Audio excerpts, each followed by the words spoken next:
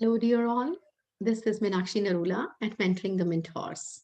And today I'm here with you with another wonderful strategy. Today's strategy is for group discussion.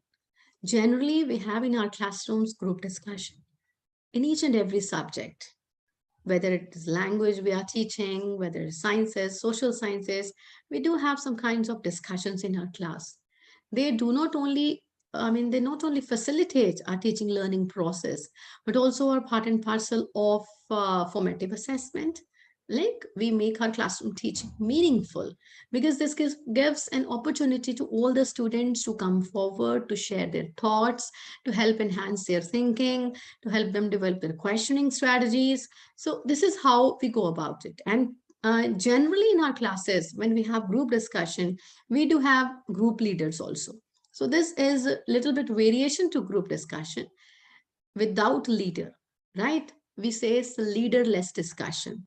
Or we can say in this kind of discussion, each and every individual, each and every member is equally important. We do not assign specifically like this is leader or that person is a leader. Everybody is equally important and anyone can volunteer to initiate the discussion, right?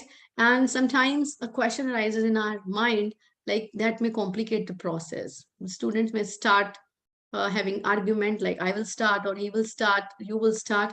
No, this won't happen. In case such kind of situation arises, you can give turns or you can use any kind of strategies where you can just pick and choose some kind of chits. You can use popsicles, like who will start. But actually, nobody is the leader in that kind of discussion, right? So let us talk more about it. As you can see here on the screen, what do we do is the group members, they read a common text or they can watch a video or they may listen to any podcast well in advance. How will it happen? As when we talk about flipped classroom, we do provide some content, some material to our students to read at home, and in classroom we as teachers, educators, we facilitate the discussion. So this is how it's happening in leaderless discussion. We will be providing content, topic, material well in advance to our students. We can even ask them to refer to a particular topic in the textbook, or we can provide them with videos. We can download it from YouTube. We can upload it on ERP portal. We can directly share the links with them. We can share the links of various podcasts with them so that they can go and read or maybe listen to or maybe watch that very content, right? So this whole thing, this happens well in advance prior to the discussion. If we fix the date, like on this very date, on this very day, we will be having our leaderless discussion. So it's better at least 2 days prior, 3 days prior, we should be able to provide them with the content, right? And then what the individuals, students, they have to do after reading the content, after watching the video, after listening to the podcast, they're supposed to frame at least 2 questions that they will be sharing in the discussion, in the group discussion. So they also have to write some kind of responses to those questions. Like had those questions been asked to them, what would they have replied in that particular situation, right? So if I am there in that place and I have to frame questions, I have to jot down a few points also. This is my view, right? So, and apart from it, they also have to express to the group, they also have to explain the questions framed by them. Why are they so thought provoking? Why are those questions interesting? Why the group has to spend time discussing those questions, right? So this is what it is done in leaderless discussion. Let's move on to the various steps. So when they have already have the content with them, they have read the content, right? They have just frame the questions as well. Now one person reads his or her questions and explain why it is particularly interesting, as I've shared with you. Suppose there are 5 members in a group, A, B, C, D, E. So member A reads the questions and explains so why this particular question is so interesting, right? And then other members, They will respond to the presented question. They will share their thinking about the question, but there should be time limit as well.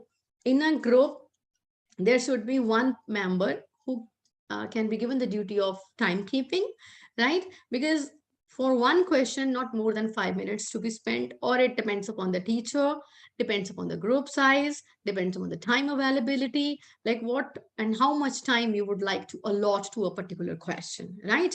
And when the time is up, suppose 5 minutes are over for a particular question, after that, the presenter, that is who asked the question, summarizes the discussion in a sentence or two, depending upon various responses that he had received from the other members, right? So moving on to the next step, subsequent round. As I talked about round one, like presenter A shares a question and receives the answers from the different members, and there is discussion on those questions, and likewise, other students will have the opportunity to ask the question, right? When everybody's turn is over, all the 5 members of the group, they have participated in discussion, they have asked their questions, and after that, the group reflects on the entire discussion, like how they develop their understanding throughout the discussion, what all thoughts and ideas they have been emerged, what all thoughts and ideas they have exchanged with each other, any kind of different questions they have been raised. So they'll be jotting it down and they will discuss. And you can also allot 5 to 10 minutes for this group discussion at the final conclusion or the culmination round, right? So if we talk about the purpose, what is the purpose of this leaderless discussion? When we are already having group discussion in our class where we are already assigning leaders. So when we talk about the purpose, first of all, it creates an opportunity for the students to own or drive the direction of the conversation. They don't think like always when we are 5 members in a group, he is the leader, she is the leader. See, everybody is leader. Everybody is equally important. Every child is unique and has a different, a unique caliber. So we should give opportunities to each and every child. See, gone are the days when we used to participate in discussions. Sometimes, most probably it happened like 1 or 2 children, they were always given the opportunity to be the leaders in a group every time, and others were not given the opportunity. Because, see, let us not talk about those time, those period that has already gone that time. Let us focus on our children, today's generation, where each and every child is important, right? They are unique and they are coming to us with various number of expectations. Like, so get through this strategy, through this routine, usually we say visible thinking routines, we say strategy. So whatever we say, the objective is more students are involved in this. Each and every child is getting an opportunity to come forward, to share the thoughts, to ask questions, right? To be the leader. So bringing their thinking to the learning, and they become actively engaged in the discussion. Right? As a teacher, when I am observing my students taking part in this kind of discussion, where each and everyone is coming forward, sharing his or her thoughts, asking thought-provoking questions, others are sharing their ideas. So as a teacher, as observer, I have to listen to my students. I will be observing them. I can take anecdotes as well. I can note it down, like how many children they are coming forward. Are they sharing some different kinds of thoughts? Are they pondering over? Are they really gelling on with each other? So this is how I can make notes, anecdotes that will help me to give feedback to my students and during the formative assessment, during their any kind of half yearly examination, final examination, because we also have to give the proper individualized, personalized report, personalized remarks to our students. No doubt a plethora of remarks they are available, on the internet. You can download, you can share with your students, you can write in the report cards. But let me tell you, all those remarks, they are general remarks. They are not individual specific. When you conduct some kind of formative assessment in your class, right, and you note, you observe how your students are performing, whether they are actively taking part in the discussion, whether they are bringing some different ideas in the discussion, right? So they are coming forward, they are, whether they really volunteer, or there are some quiet children in the class and they are helping them to come forward. I mean, you have to notice their behavior, and you will be able to give them personalized remarks that are really individual, that person specific remarks, right? So now, question mark, question mark, question mark, right? We have to talk about, I mean, when I'm saying that students, they have to prepare questions to be discussed during the group discussion. We should provide them with sufficient time, right? So that they can prepare questions well in advance. Questions, actually, they are not only the drivers of learning, but the outcomes of it, right? They develop deeper understanding. See, our questions slowly and gradually they become insightful. Initially, the children may not be able to understand what kind of questions they have to ask. First of all, questions should not be the closed questions. They should not be having one word or one sentence answer. Because when we are talking about discussion, all the questions should be open-ended questions. So learning to frame good questions that engage others in discussion is not easy task. It takes time to develop. As students work with the leaderless discussion over time, the skill of formulating questions, it emerges. They'll get to know how to frame the questions, right? And they slowly and gradually they come up with powerful, thoughtful questions, and will get better over time with practice, right?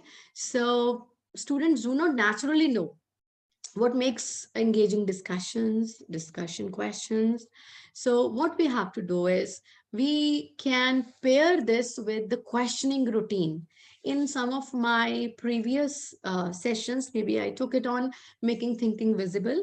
There I talked about questioning strategies. What kind of questions, as we have to ask our students to frame, or maybe as teachers we can ask our students those kinds of questions.